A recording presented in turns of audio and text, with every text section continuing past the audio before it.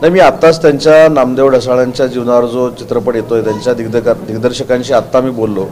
त्यांचं म्हणणं असं आहे की 1971 ते 1975 जी काही मुवमेंट युवा क्रांतीनं त्यावेळी केलेली होती ते त्या चित्रपटामध्ये दाखवलेलं आहे आणि त्या चित्रपटामध्ये नामदेव ढसाळांच्या कविता आहे. आता सेन्सॉर बोर्डानं त्या कविता का काढून टाकल्या आहेत हे अजून मी त्यांच्याशी चर्चा केलेली नाही, पण मी त्यांच्याशी सविस्तर चर्चा करेन. आणि त्यांनी कशासाठी नोटीस पाठवली, कारण त्याचा उल्लेख नोटीस असा करण्यात आलेला आहे, तर नोटीस कशासाठी पाठवली हे देखील विचारणा आम्ही नक्की करू. पालकमंत्री पदाबाबत त्यांच्या नेतृत्वाने नाशिकसाठी गिरीश महाजन यांना निश्चित केलंय. रायगडचं राष्ट्रवादी आणि शिवसेनेने एकत्र द्यावं असं म्हटलेलं आहे. आज मराठी भाषा गौरव दिन आहे, कुसुमाग्रजांच्या आदरांजली वाहण्याचा दिवस आहे. त्याच्यामुळं पालकमंत्री शिवसेनेमधनं कोण असावं हे आम्ही सगळे अधिकार माननीय एकनाथ शिंदे साहेबांना दिलेले आहेत. त्याच्यामुळे एकनाथ शिंदे साहेब जो निर्णय घेतील तो आम्हाला सगळ्यांना मान्य राहील.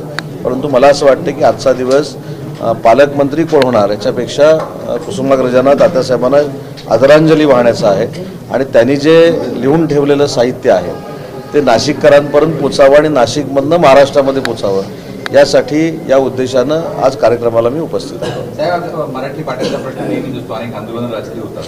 तुम्ही उद्योगमंत्री पण आहात, उद्योगांची मात्र पाट्यांच्या मराठीबाबत कोणी बोलत नाही. मी तुम्हाला त्याबद्दल देखील सांगतो की आज मराठी भाषेचा गौरव दिन आहे.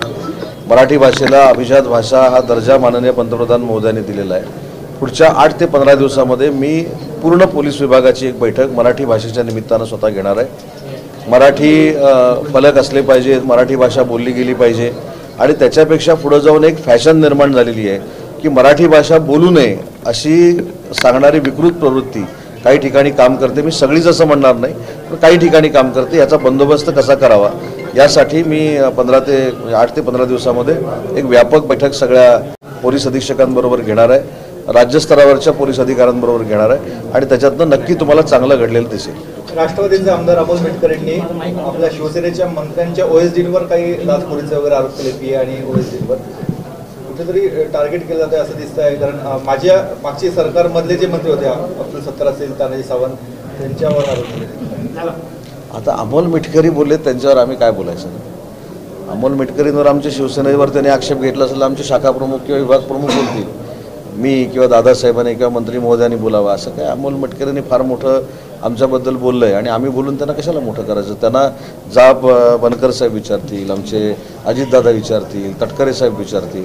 ते अलायन्समध्ये आहे त्याचं भान त्यांनी ठेवावं एवढीच एक तरुण माझे सहकारी म्हणून त्यांना विनंती आहे. स्वारगेटमध्ये काल जो काही दुर्दैवी प्रकार घडला त्याच्यातल्या आरोपीच्या व्हॉट्सअपवर नागपूरच्या आमदारांचा फोटो स्टेटसला ठेवल्याचं बघायला मिळतंय चौकशीमध्ये. नाही, याच्यामध्ये एक लक्षात घ्या, शिरूरच्या आमदारांचा असू दे अन्य कोणाचा असू दे याच्याशी पॉलिटिकलचा काही भाग येत नाही. जो माणूस आहे त्याची प्रवृत्ती ठेचली पाहिजे, विकृती ठेचून काढली पाहिजे या मताची शासनातले आम्ही आहोत. कोणाचा स्टेटसवर फोटो आहे म्हणून तो त्याला पाठीशी घालतोय असा देखील गैरसमज कोणामध्ये होऊ नये आणि शासन म्हणून तरी कोणाचाही फोटो असला तरी आम्ही पाठीशी घालणार नाही.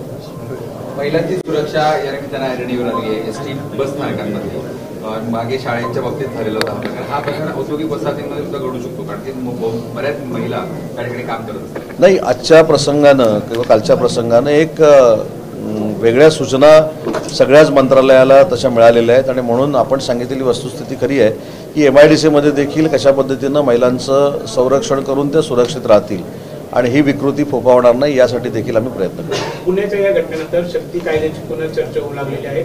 संजय राऊत म्हणतात हा कायदा येऊ नये म्हणून कोणी फिक्सर बसलेत का असं देखील त्यांनी प्रसंग जो घडलेला आहे ना त्या प्रसंगाला सामोरं जात असताना मला असं वाटतं की याच्यामध्ये राजकारण कोणी आणू नये. लक्षात आलं का. आता मी उद्योगमंत्री आहे. मी उद्योगमंत्री नसताना उच्च व तंत्रशिक्षण विभागाचा मंत्री असताना एका पोलीस अधिकाऱ्याला सरकारमध्ये घेऊन अंबानींच्या घराखाली जिलेटिन ठेवायला कोणी लावलं त्याची पण उत्तरं द्यावी लागतील ना त्यांना. माझं म्हणणं असं आहे की एखादी असं विकृतीनं ही गोष्ट घडवल्यानंतर आम्ही सगळ्यांनी एकत्र येऊन याचा प्रतिकार केला पाहिजे. याच्यामध्ये सगळीकडे राजकारण करून उपयोगाचं नाही असं माझं मत आहे.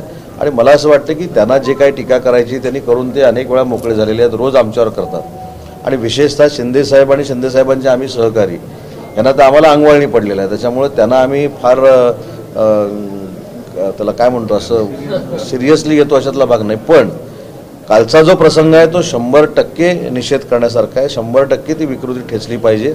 अशा प्रवृत्ती पुन्हा निर्माण होणार नाही अशी अद्दल घडवली पाहिजे या मताचे आम्ही आहोत. सामनातून मुख्यमंत्र्यांचं खूप कौतुक चालू आहे सध्या. संजय राऊत पण बोलतात आणि अग्रलेखामधनं म्हणजे ईव्हीएम योग्य आहे ना. मुद्दा काय आहे, सामनामधनं मुख्यमंत्री महोदयांचं वारंवार कौतुक होतं.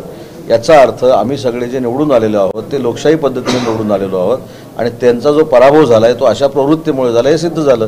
त्याच्यामुळे त्यांना धन्यवाद सामनावाल्यांना की त्यांनी ईव्हीएम योग्य आहे मान्य केलं.